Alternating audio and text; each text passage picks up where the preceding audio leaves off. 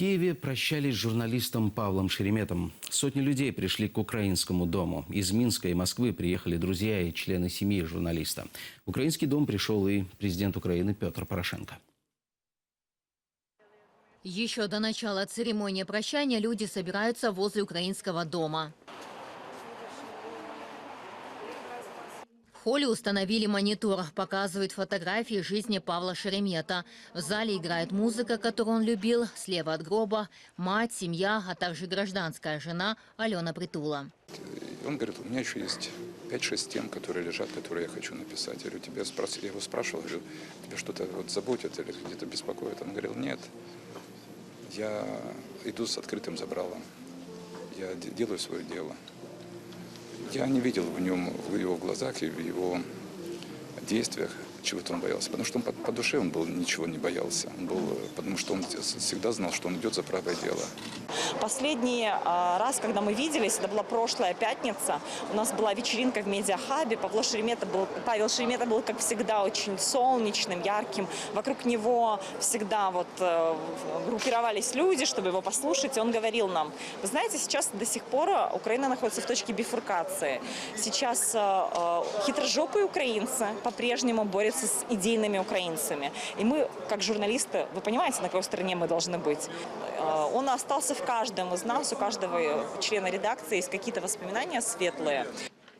Почтить память погибшего прибыл президент Украины Петр Порошенко.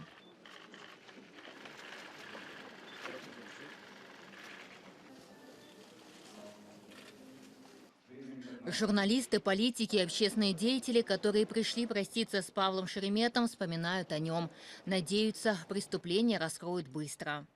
Запам'ятався усмішкою, запам'ятався і самоіронією, і відвертістю. Особливо в тому, як він говорив про своє колишнє ставлення до білоруської мови, своє нинішнє, про те, як саме Україна вплинула на нього у цьому питанні. Але я думаю, що Павло Шеремет вплинув на Україну. Вплинув як людина, яка увібрала в себе наше життя. І вийшло так, що увібрала в себе і смерть українську. От таким, я думаю, Павло був і є. Это невосполнимая утрата, потому что таких людей, как Павел, их больше не будет и нет. Но в память о нашем друге мы будем работать, и мы будем продолжать делать то, что мы делали, только лучше. Отсмотрено большое количество видео, и на этом видео есть какие-то зацепки, которые могут помочь следствию. Но для нашей страны это дело чести, чтобы убийство этого журналиста было расследовано. Это жестокое убийство, показательное, и это вызов для всего украинского общества.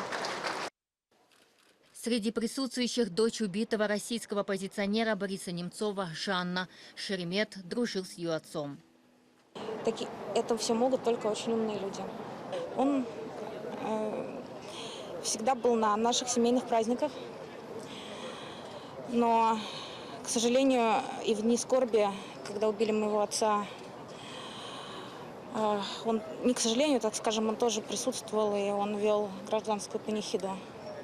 Журналист Павел Шеремет погиб в среду утром. Он был за рулем автомобиля, который принадлежал руководителю сайта «Украинская правда» Алене Притуле. Под креслом водителя заложили взрывчатку. Поверьте, информации очень много, не только эта, которая может помочь нам в расследовании этого преступления. Я бы не хотел сейчас у стен здания, где лежит Павел, комментировать события, но поверьте, мы будем делать все, чтобы найти убийцу, поверьте мне. Пригласили для расследования всех тех, кто мог бы нам помочь, в том числе и сотрудников Федеральної служби безпеки ФБР, Федерального бюро. Замовні вони завжди важко розслідуються, це однозначно, але і розкриваються, тому що важливо саме в перші дні максимально плідно попрацювати, тобто саме в перші дні найбільше можна отримати інформацію. Вечером тело журналиста доставят в Беларусь. Павла Шеремета похоронят завтра рядом с могилой его отца Григория Шеремета.